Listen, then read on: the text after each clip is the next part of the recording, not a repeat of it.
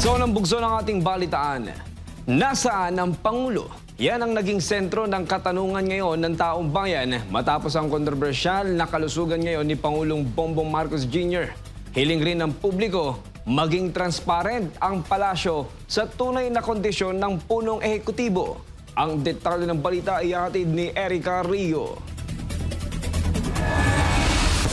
Totoo po, ang tinatanong ng mga tao, President BBM, ay ilabas naman ng inyong Executive Secretary ang inyong State of Health dahil nasa konstitusyon yan.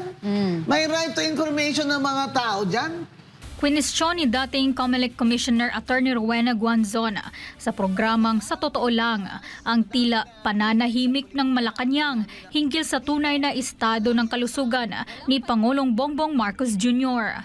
Ito'y kasunod ng mga agam-agam at espekulasyon sa social media dahil sa napapansing biglaang pagkapayat at pagbabago ng pangangatawan ng punong ehekutibo.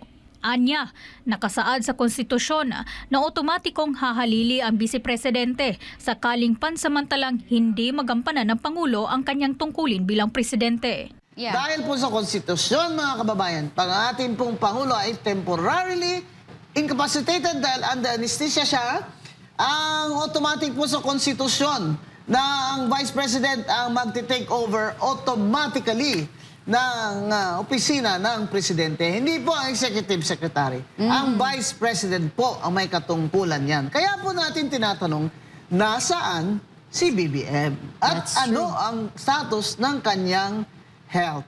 Iginiit ng batikang abogado na labag sa konstitusyon ang pagsekreto sa tunay na estado ng kalusugan ng Pangulo dahil karapatan ng publiko na malaman ang kondisyon ng pinuno ng bansa.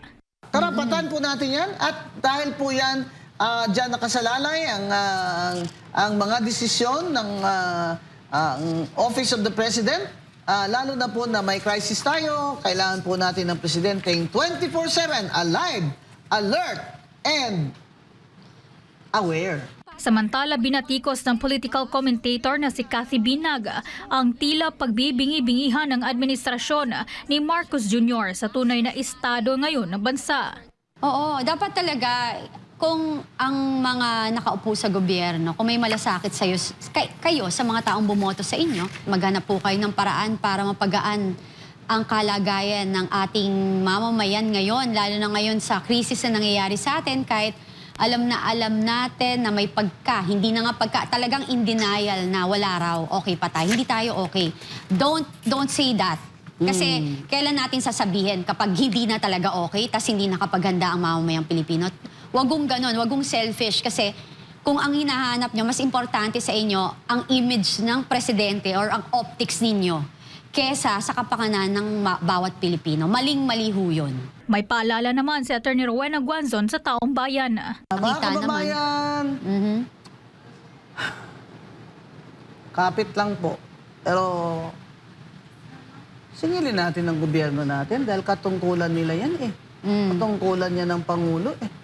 To lead us out of our suffering. Ito si Erica Rio, ang inyong citizen correspondent nag-uulat. SMNI News. Naghahanda na ang Malacanang na kasuhan ng mga nasa likod ng kumakalat na health rumors tungkol kay Pangulong Ferdinand Marcos Jr. Narito ang balita ni Cresaline Catarong.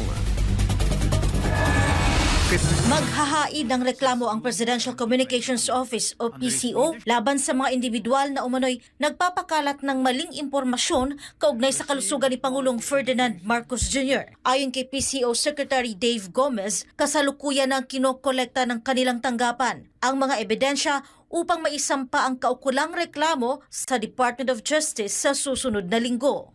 Nilinaw ni PCO Undersecretary Claire Castro ang isyu kaugnay sa kalusugan ng Pangulo, partikular ang usapin tungkol sa diverticulitis. Ayon kay Castro, dati nang naranasan ni Marcos ang pananakit dulot ng naturang kondisyon, kaya naging mas maingat ito sa kanyang pagkain upang maiwasan ang pag-ulit ng sintomas. Binigyang diin din ni Castro na wala umanong nararanasang anumang karamdaman sa kasalukuyan ang Pangulo at nasa maayos na kalagayan ito. Para sa Diyos at sa Pilipinas kong mahal, ito si Cresaline Catarong, SMNI News.